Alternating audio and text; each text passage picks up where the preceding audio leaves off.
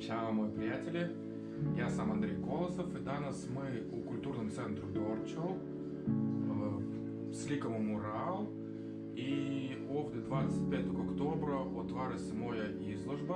Sad ću pokazati vam kako on izgleda. Ovo je kulturni centar Dorčel. Ovdje moji radovi od 3 serije, izložba se zove 24+3. Ovo je jedna serija. Ovo je drugi moj radovi. Uslikao sam ovdje prozor. Možete da se vidite. 25. aprila bude otvaranje. Ovdje još moje serije kaligrafije Carpe Diem se zove. I ovako se izgleda moje. Sad ću pokazati.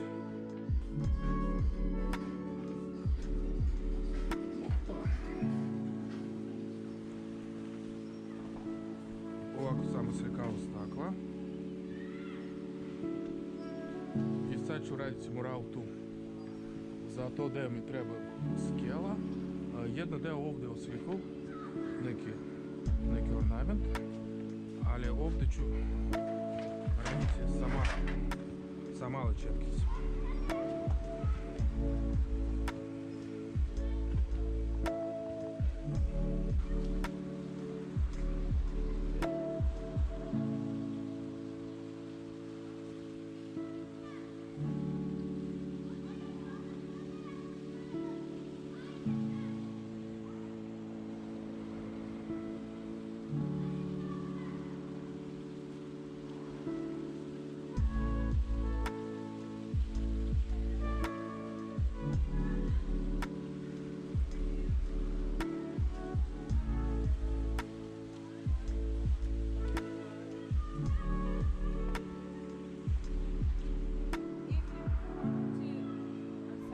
Možeš srpski.